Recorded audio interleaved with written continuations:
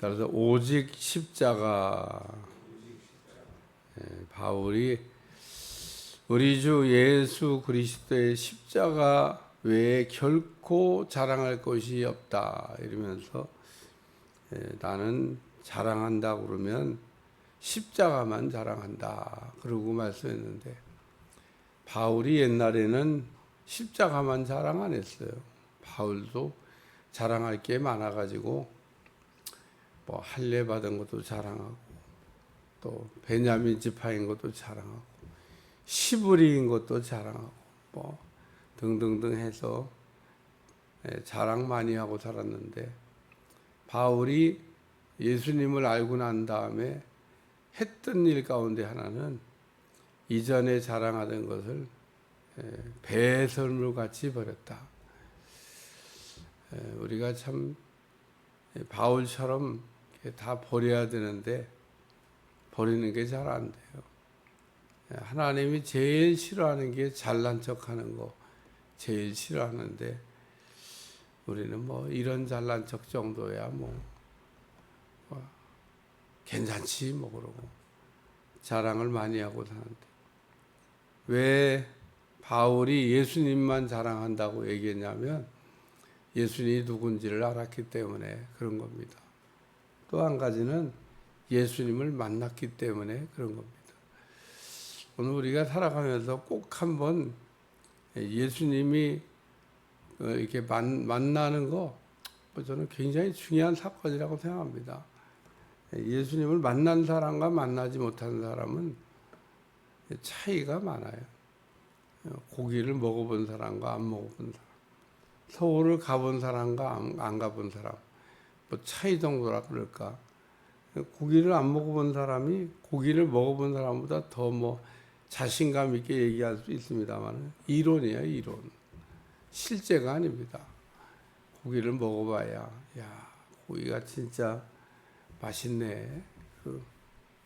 안 먹어보고도 얘기할 수 있고, 먹어보고도 먹은 다음에 얘기할 수도 있는데, 우리가 먹은 다음에 얘기하는 게 굉장히 중요합니다. 우리가 경험이라고 지식이라고 하는 게 체험적으로 체득된 경험이 있고 이론적으로 체득된 경험이 있습니다. 물론 이론도 있어야 되지만 이론과 체험 둘 중에 하나 어느 게 더 중요하냐 그러면 체험이 중요합니다.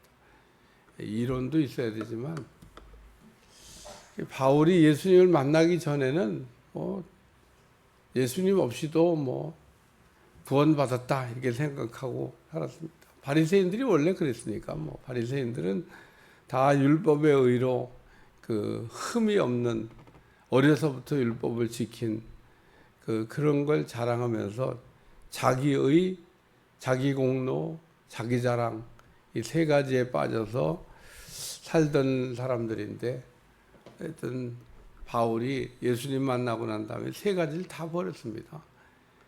이게 내가 갖고 있는 의로 그 구원을 받는 게 아니구나.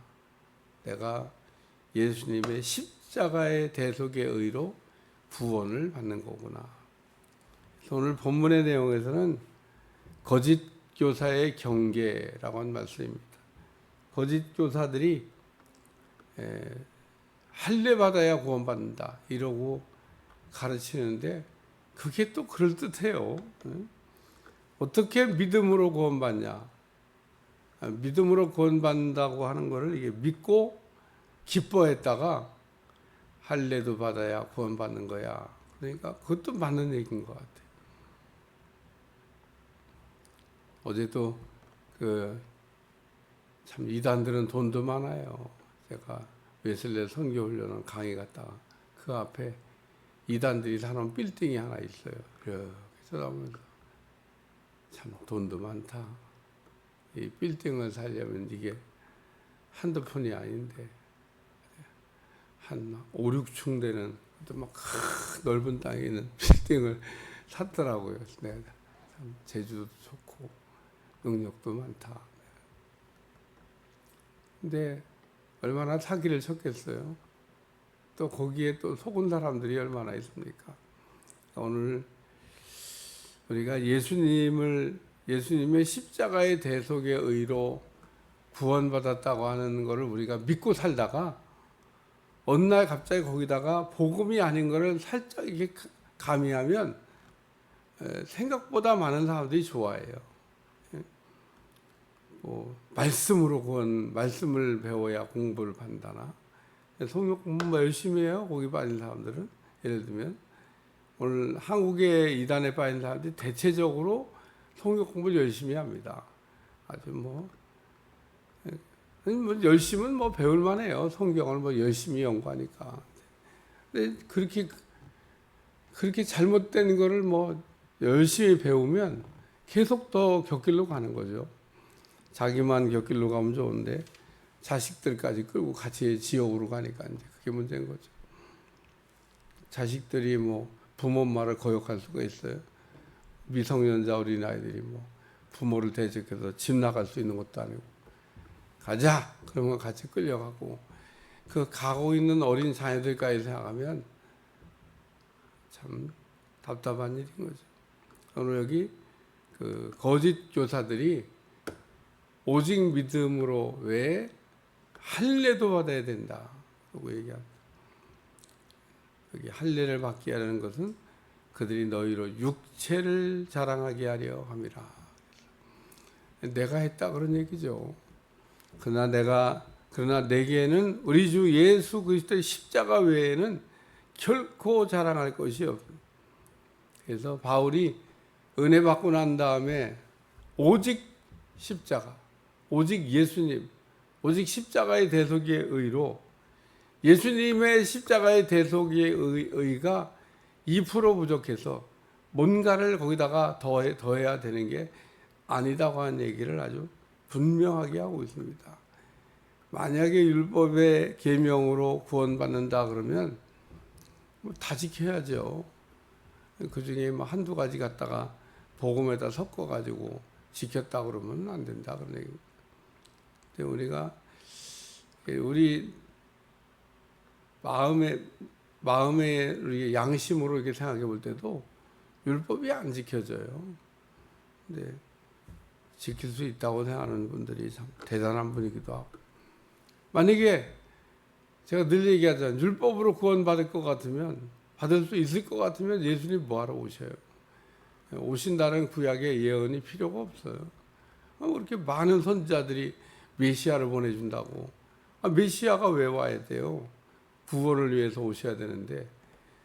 메시아 그러면 우리가 막 느낌이 안 오는데 왜 메시아 그리스도 이게 다 헬라어 히브리어라서 우리가 이게 들으면은 느낌이 확 안 와요. 메시아 그리스도 이게 무슨 말인가 무슨 뜻인가. 한국말로 바꾸면 구원자 이런 뜻인데 사람들이 속이기 좋아. 막 그리스도 메시아 막 무슨 말인지도 모르니까 그리스도가 무슨 말이고 메시아가 무슨 말인지 모르고 그러니까 우리가 익숙하지 않은 단어이니까 사람들이 꼭 거기 메시아 그리스도의 란 말에다가 뭘 좀 섞어도 될 것처럼 메시아 그리스도란 말이 구원자란 얘기예요. 예수님이 구원자로 오셨는데 예수님 구원하시려고 오셨으면 예수님이 마침표를 찍으셨고 예수님이 마감을 하셨는데 거기다가 뭐가 더 필요해요? 근데 예수님이 영적 구원을 하셨는데 육적 구원 또 그런가? 또 그런 것 같아요. 영적 구원을 했는데 영적인 건 해결했다니까. 육적인 걸 해결을 못해서 그러지. 그 육적인 일을 좀 해야 된다는 겁니다. 그래서 가지가지 그냥 사람들을 속이는데 우리가 이단이 써놓은 책을 다 읽고 연구할 건 없지만 조금 알긴 알아야 돼요. 너무 무식해도 그거 갖고 연구 그러니까 내 진리로 무장하지 않은 상태에서 읽는 거는 무의미해요. 괜히 호기심만 자극하고 무식한 사람이 더 무식한 사람 되는 건데 복음으로 무장하면 가짜가 다 보입니다. 그러니까 이 바울처럼 예수님 만나면 이제 변화가 일어나는 거죠.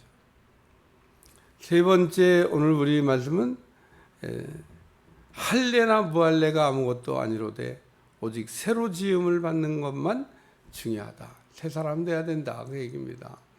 예수님 안에서 변화가 일어나야 된다. 이 얘기를 하는 겁니다. 오늘 우리가 예수님을 믿으면 예수님이 우리를 이렇게 새 사람 되게 하십니다. 그리고 우리를 이렇게 예수님 안에서 새롭게 변화시켜 주시고 또 변화시켜 가십니다. 왜 그런 변화가 안 될까? 그거에 대해서 모르기 때문에 그런 겁니다. 내가 변화되어야 될 사람이라고 하는 걸 모르기 때문에 그냥 살아도 되는 거라고 생각하고 사는 사람들이 많아요. 변화? 일도 생각하지 않습니다. 또 그러면 일도 생각하지 않는 사람들 가운데 또 착각하는 게 뭐냐? 이만하면 됐지. 뭐 이만하면 됐지. 자기가 굉장히 훌륭한 줄 알아요. 자기가 막 뭐 깎아서 다듬어서 보석된 줄 알아요.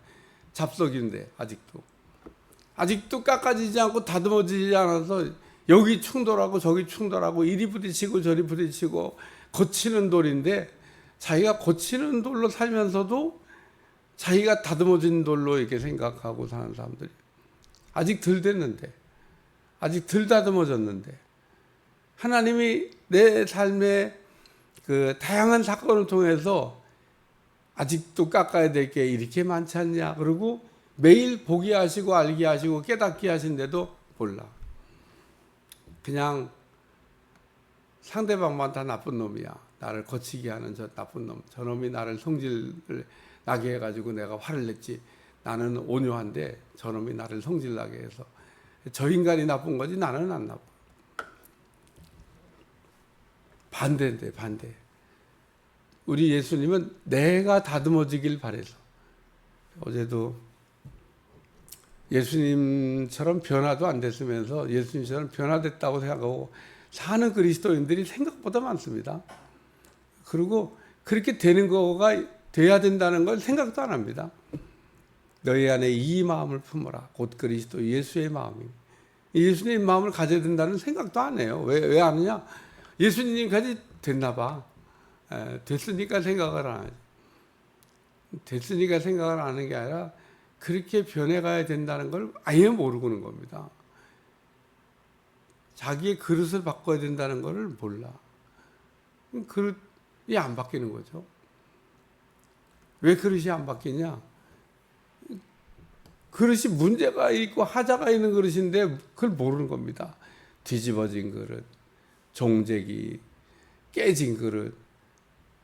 분명히 이 셋 중에 어떤 하나의 상태로 내가 있을 텐데 뒤집어졌거나 종재기거나 깨졌거나 이 셋 중에 하나의 그릇의 상태로 내가 지금 있을 텐데 내가 옥토라고 생각을 해요. 아주 온전한 그릇이 된 사람이라고 생각을 해요. 그러니까 안 바뀌는 겁니다. 그러니까 오늘 우리는 여기 할례나 무할례가 아무것도 아니로되 오직 새로 지음을 받는 것만이 중요하다. 새 사람이 되어야 된다는 거예요. 누구든지 그리스도 예수 안에 있으면 새로운 피조물이라. 이전 것은 지나갔으니 새 것이 되었도다. 다시 한번. 누구든지 그리스도 예수 안에 있으면 새로운 피조물이라. 이전 것은 지나갔으니 보라 새 것이 되었도다. 이 말씀이 아주 이게 가슴에 절절히 깨달아져야 됩니다. 이전 거가 지나가야 되는데 나의 옛사람이 십자가에 죽어야 되는데 오늘 갈라디아서 배우면서 나의 정과 욕심을 십자가에 못 박았다. 예수님이 나의 죄 때문에 죽는 그 십자가에서 나도 죽어야 되는데 우리는 그냥 예수님이 죽으신 걸 바라보면서 감사해, 고마워, 예수님이 나를 위해 죽으셨지. 예수님이 십자가에 죽은 그 자리에 나도 죽었어야 된다는 겁니다. 내가 살아있으면 안 돼요. 내가 안 죽었으니까 예수님이 부활하시는 거에 내가 동참 못하는 겁니다. 예수님이 십자가에 죽는 자리에 내가 죽었으면 나에게도 부활의 아침이 오는 거죠. 근데 나에게 부활의 아침이 왜 안 오고 있냐? 안 죽었으니까.